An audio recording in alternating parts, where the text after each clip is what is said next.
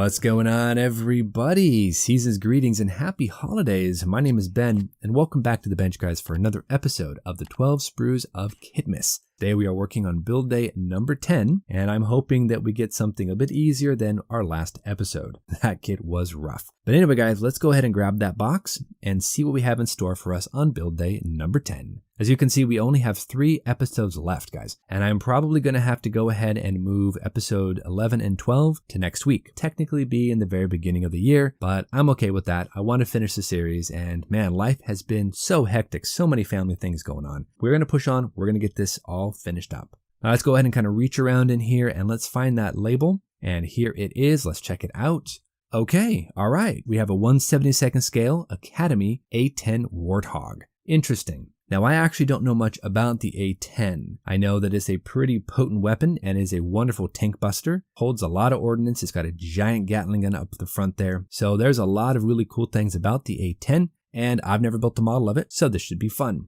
Now, it looks like we have a lot of decent parts. We have a full set of ordnance. So we've got bombs, we've got missiles, pretty much stacked when it comes to weapons. Single decal sheet, of course, with a couple different marking options, and then our instructions and all that. So let's go ahead and dive in, check out some of the details. Now we can actually do 2 different paint schemes. We have one that was stationed in the Middle East. We have another one that was stationed in Germany that probably saw operation in the Middle East. So this should be pretty interesting. Same colors for either one, so that's not really going to change. I'm going to probably do scheme number 2 because I found a reference picture of that exact aircraft online. So I'll probably use that, see what I can do with the picture. I don't think we have the paint, but we'll find something to make it work. The instructions look pretty similar to most other instructions I have seen.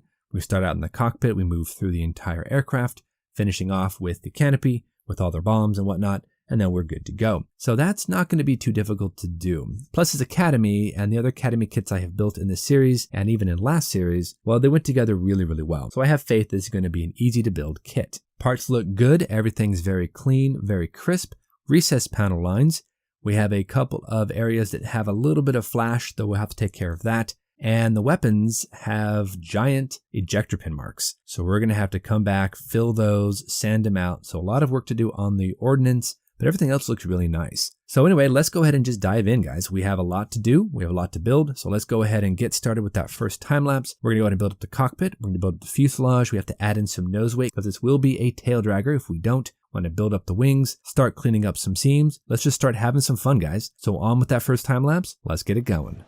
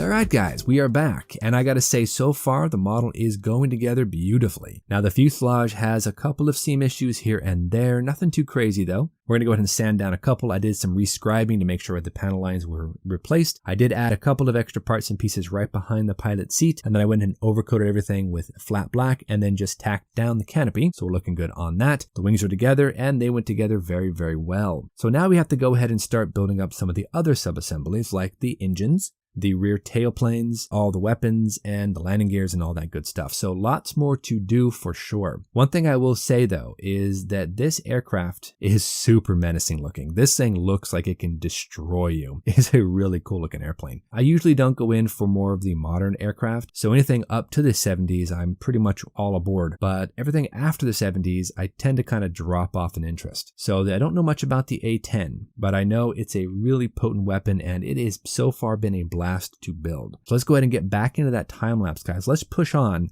Let's go ahead and get the engines attached, get some basic assembly going, prime everything, pre-shade with NATO black, then start painting it up, get those weapons ready to go, and we'll just see what happens. Let's keep it going, guys. We are getting there. What a cool plane this is.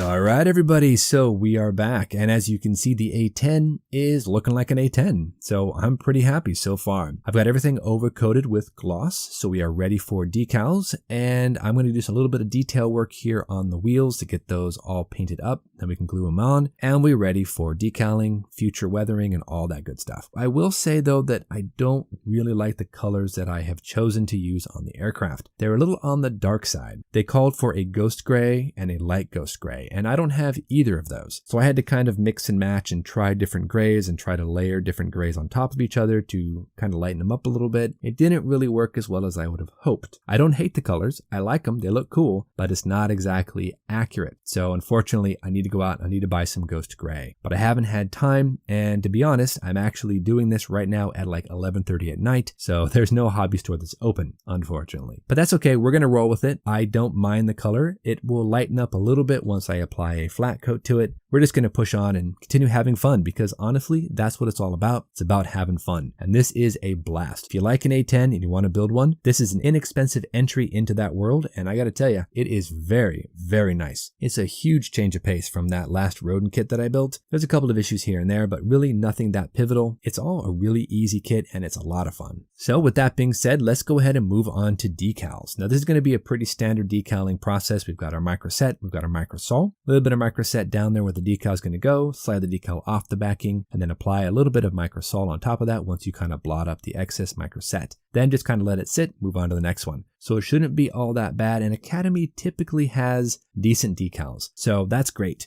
We've got some warm water because I like using warm water better than cold water. It tends to activate the decal a little bit better. We're going to go ahead and get all the decals applied, and then after it's cured, future it, get it ready for weathering, and then we'll weather with some AK panel liners. We've got that blue and gray panel wash that we have there. We're going to use that, overcoat everything, wipe it down, get it a little dirty, throw the ordnance on. So we are coming around the corner, guys. We are almost done. We'll be right back, and I'll show you the finished product.